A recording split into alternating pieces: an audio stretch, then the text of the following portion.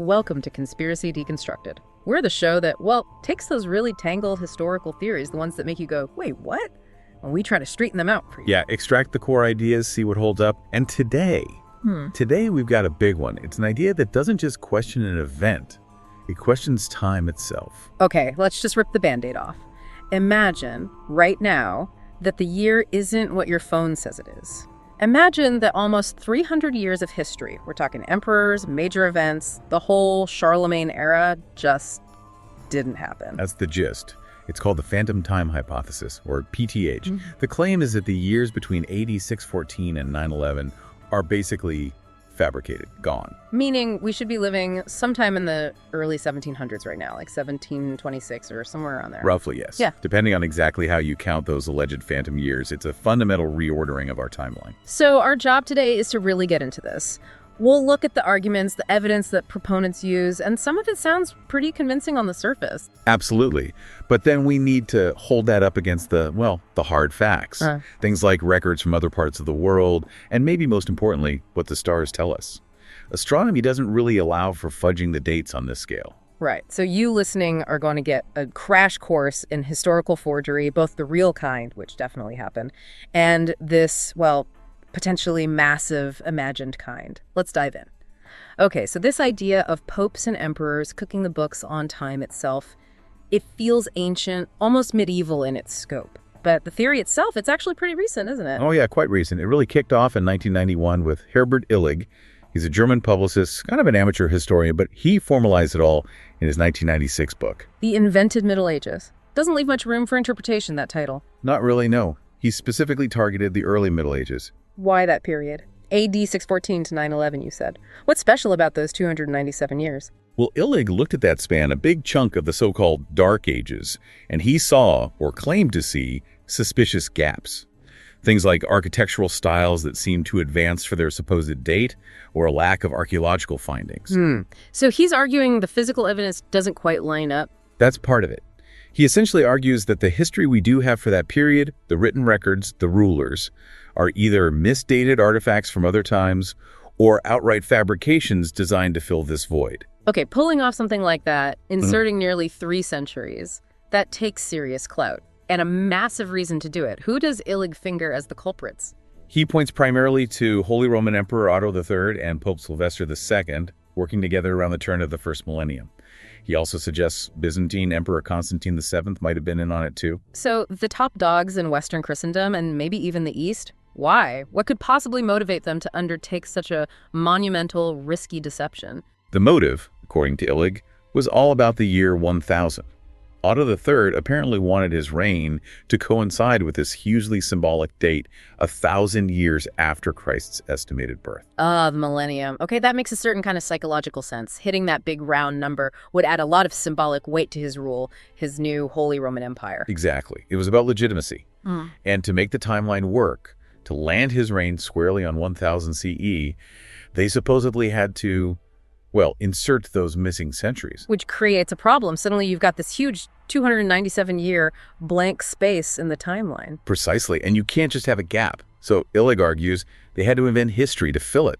They needed a prestigious past, a strong foundation for this new empire. Enter the Carolingians. Enter the Carolingians, the entire era, that supposed resurgence of learning and stability, and its most famous figure, Charlemagne, crowned emperor in 800 CE, right in the middle of the phantom time, had to be fabricated. So Charlemagne becomes this invented hero, providing the historical and religious justification for Otto III's claim almost 2 centuries later. That's the theory. Charlemagne becomes the blueprint for a unified Christian empire that Otto III is supposedly reviving. Now, we need to pause here because the idea of a faked history isn't totally outlandish in itself. The Middle Ages were messy, record-wise. Oh, absolutely. History writing back then wasn't like it is today. People had agendas. We know about things like Egyptian pharaohs trying to erase predecessors, like Thutmose III chipping away at Hatshepsut's monuments. It happened. But Illig's argument leans heavily on something more specific to the Middle Ages, right? The sheer amount of document forgery going on, especially around the 10th century, our sources even use the word rife. Yes, it was incredibly common, sometimes called the white lie of the Middle Ages. High-ranking church officials, Bishops like Thietmar of Mersburg or Pilgrim of Passau were definitely involved in creating fake charters or histories. But they weren't usually doing it for personal gain, like embezzling funds. What was their goal? It was mostly institutional. They were trying to shore up their churches or monasteries' claims to land, or establish certain rights that might have been based on tradition but weren't written down. Or, like Bishop Pilgrim, maybe invent a more glorious history for their diocese to boost its status. So they'd fake documents to make it look like some ancient king had granted them privileges centuries ago. Exactly. They were often reacting to chaos, trying to bring order and security to their institutions in a world with shifting legal ground. They probably felt they were doing the right thing, protecting the church's interests. Okay, so if you're Illig, you see this landscape.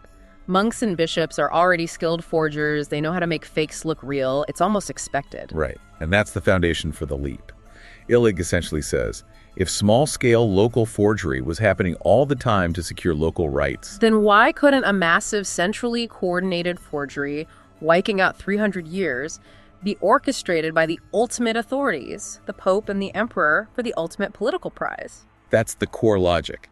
It takes the undeniable reality of historical messiness and localized forgery and scales it up into this perfectly executed global conspiracy. Okay, before we bring out the counter-arguments, let's really try to understand the case for the phantom time hypothesis.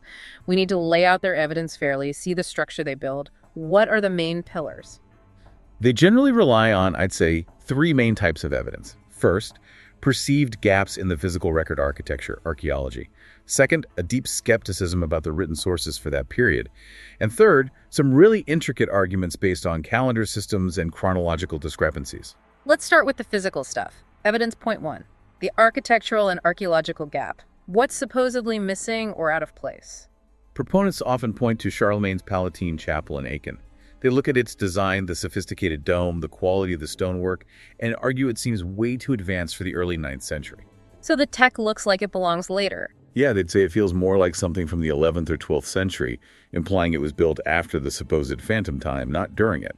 And on the flip side, they claim the period during the phantom time, 614 to 911, is basically empty, archaeologically speaking. That's Illig's argument. He talked about a conspicuous and inexplicable lack of typical findings. Fewer settlements, less building, fewer artifacts than you'd expect for 3 whole centuries of supposed civilization in Europe. To them, it looks like a void. Which ties neatly into their second point, evidence point two, fabricated texts and rulers. If the ground is empty, the stories must be fake. It's a bit circular, yeah. Illig argued historians rely too much on written documents from this era, claiming many were forged later for political reasons. So figures like Charlemagne, the entire Carolingian dynasty, just invented heroes. According to the theory, yes. They were necessary fabrications to give later rulers, especially Otto III, that glorious Christian imperial lineage they needed. They point out that even real powerful rulers from slightly earlier, like Dagobert I, were targets for local forgers, wanting to attach their monastery or church to a famous name. So why not invent the most famous name of all? Okay, so combine the known fact of local forgeries with the alleged archaeological void, and you conclude the main historical narrative itself was manufactured. And that brings us to the really complex part, evidence point 3, calendar and dating confusion. This is where they dig into the math. They use the genuine confusion around the Julian versus Gregorian calendars, but their main weapon is the existence of multiple parallel dating systems used in the Middle Ages. Right, this isn't just about a few misdated documents. They're talking about systemic chronological problems. And this leads to what they see as crucial independent proof from Eastern Europe, the Hungarian Chronicles. Exactly. This is key. If it was just a Western European conspiracy, you'd expect records elsewhere to contradict it. Proponents say, aha, but the Hungarian Chronicles also show a gap. They look at texts like the Chronicon Pictum and Simon Kézai's Gesta. What's the specific issue in those chronicles? It's the gap between Attila the Hun and the Magyar conquest of Hungary. Standard history puts about 442 years between Attila's death around 453 AD and the Magyar arrival in the late 800s. Okay. But Kézai's chronicle, for example, claims it was only 100 to 104 years. Whoa! That's a difference of over 300 years. Oh. Right, smack in the phantom time window. Precisely. And proponents add another layer. They say these Hungarian chronicles conveniently forget about entire empires that existed between the Huns and the Magyars, like the Avars, who dominated the region for centuries. So the chronicles jump straight from the Huns to the Magyars, skipping the 300 years of Avar history. As if, proponents say, those centuries truly never happened. It suggests this wasn't just a Western fabrication, but a recognized gap even in the East. And they connect this to Charlemagne's family too, right? With Charles Martel. Yes, this is one of their most striking claims. The Hungarian chronicles mention Attila fighting a mighty Sultan Miramamona near Sevilla in Spain. Attila fighting Muslims in Spain? That sounds off. It is, chronologically. But proponents argue this event, Attila stopping the Moors, was the real event. They claim the Western conspirators stole it, moved it forward 300 years, and gave the credit to Charles Martel, Charlemagne's grandfather, for his famous victory at the Battle of Poitiers in 733 AD. So Charles Martel stopping the Umayyad invasion at Poitiers, that was actually Attila the Hun hundreds of years earlier. That's the argument. If you take 733 AD and subtract the 297 phantom years, you land back in the 430s or 440s Attila's time. So Martel, and by extension the Carolingians, become invented figures who usurped the historical glory of the Huns in defending Europe. Wow. Okay, that is a remarkably detailed and interconnected argument. You've got architecture, archaeology, political motives, complex calendar math, and seemingly independent corroboration from Hungary. It hangs together in its own way. It does. It's intricate. But now we get to the deconstruction, the fact check. And the first thing to say is that professional medieval historians pretty much universally reject the phantom time hypothesis. They often use terms like crackpot theory. But it's not just academic consensus, right? There are harder reasons. You mentioned global history. That's the absolute killer argument, really. Illig's theory is fundamentally Eurocentric. It assumes you can just slice 300 years out of European history and nothing else changes. But Europe wasn't isolated. If you mess with the timeline in Europe, it should clash dramatically with timelines everywhere else they had contact with. Exactly. And those clashes simply aren't there. Let's start close by. The Islamic world. The supposed phantom period, 614 to 911 AD, is precisely when Islam exploded onto the world stage. Right. The Hijra, the early caliphates, the massive expansion across the Middle East, North Africa, even into Spain. All of that falls within the phantom time. But Islamic civilization had its own calendar, the Hijri calendar, starting in 622 AD. They kept meticulous records, dynastic changes, administrative documents, accounts of conquests, year by year. And there's no 300-year gap in their records. No point where the timeline jumps or seems compressed. Absolutely none. The sequence from the Rashidun caliphs to the Umayyads to the Abbasids is continuous and well documented, often by multiple independent sources. There's simply no room in Islamic history to insert 3 missing centuries. It doesn't fit. Okay, what about further afield? China. Same problem for the theory. During Europe's supposed phantom time, China was enjoying the Tang Dynasty from 618 to 907 AD. This was a period of incredible stability, bureaucracy, and detailed record-keeping in China. They were tracking everything. Pretty much. Diplomatic missions, trade, internal administration, and crucially, astronomical observations. They kept very precise star charts and records of celestial events. So if European dates were secretly off by 300 years, Chinese records of interactions or even just parallel astronomical events would show a huge discrepancy. They would have to, but they don't. The Chinese timeline runs perfectly parallel to the conventional Western timeline. No conflicts. Yeah, and you mentioned an even more definitive check from across the Atlantic, the Maya. Yes, this is fascinating. While Europe was supposedly in this phantom period, the Maya civilization in Mesoamerica was at its classic peak, building cities, erecting monuments. And they had their own very precise calendar system. Incredibly precise. The long count calendar. It basically counts the days from a mythical starting point thousands of years earlier. But the key is redundancy. What do you mean redundant? A Maya date wasn't just one number. The long count date was always recorded alongside other cycles, the 260-day sacred calendar, the 365-day solar calendar, and very importantly, the lunar series, which noted the exact phase of the moon and its position in a lunar cycle. So multiple cross-checks built into every date inscription. Exactly. Plus, they often tracked the cycles of Venus and recorded solar eclipses. These are fixed astronomical events. We can calculate precisely when a specific combination of the long count date and say a particular moon phase must have occurred. And when we do that calculation for Maya monuments dated to, say, 700 AD or 800 AD, the dates line up perfectly with our standard chronology. The Maya astronomical clocks provide an independent, non-European confirmation that those centuries absolutely did happen. Their accurately dated history spans the entire alleged gap. Which brings us to the stars themselves, the ultimate fact check. This is the scientific nail in the coffin. As physicist Brian Koberland put it, if 300 years of history were simply added to the record, the forgery would be written in the stars, and this simply isn't the case. Why is astronomy so definitive here? Because planetary motion? Eclipses. These things follow predictable physical laws. We can calculate backwards with incredible accuracy exactly when and where, say, a solar eclipse was visible thousands of years ago. So if the calendar was artificially shifted by 300 years? Then all the historical accounts of eclipses would be wrong. An eclipse recorded by Pliny the Elder in 59 AD wouldn't match the calculated position of the sun, moon, and earth for that date if our calendar was secretly off by centuries. But it does match. And the same for those Tang Dynasty records. Yes. Their detailed astronomical observations confirm the timing of celestial events, aligning perfectly with our current understanding of the timeline. The sky doesn't lie, and it doesn't show a 300-year jump. Okay, the global history and the astronomy seem conclusive.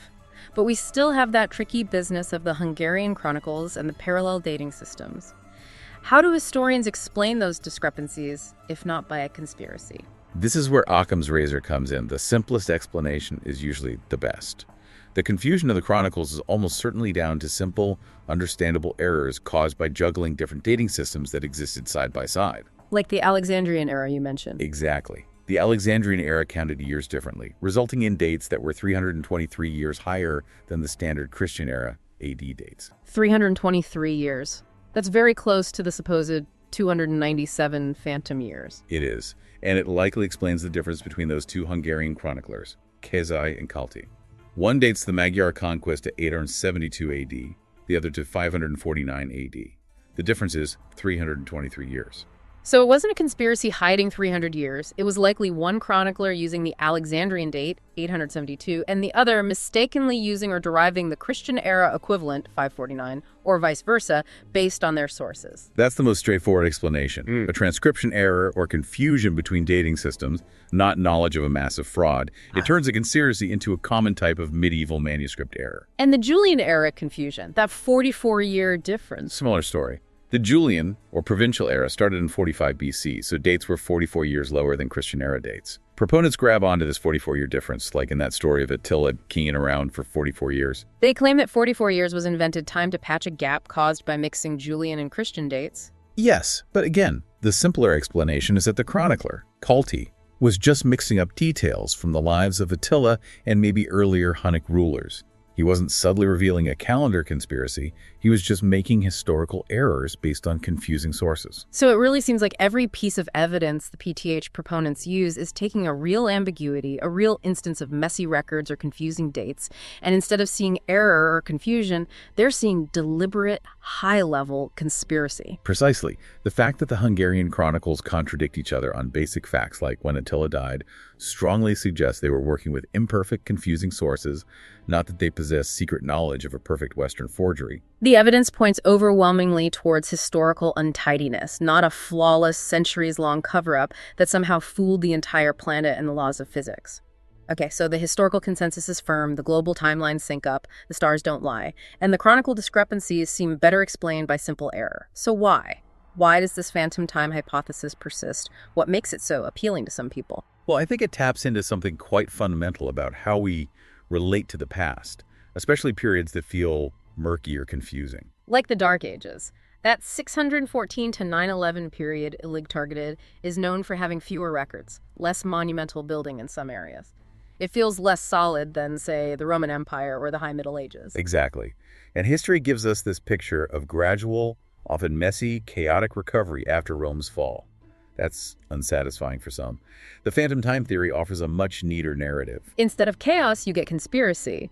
Instead of poorly understood processes, you get deliberate action by powerful figures. Right. It transforms this vague, difficult period into a solvable mystery, an intellectual puzzle. It imposes order on historical ambiguity, and it gives the believer a sense of having access to secret knowledge. That feeling of being in the know, while the mainstream academics in their ivory towers are supposedly missing the truth. That's a huge part of the appeal for many conspiracy theories. Not just this one. It feels empowering to believe you've uncovered a hidden reality that the establishment denies or overlooks. It provides a sense of intellectual superiority. And it offers a clear explanation driven by intent rather than just stuff happening. Yeah, people often find it easier, or maybe more compelling, to believe that history is shaped by deliberate plans of powerful actors, popes, emperors, secret societies, rather than by complex, often random-seeming forces like climate change, disease, economic shifts, or just plain incompetence.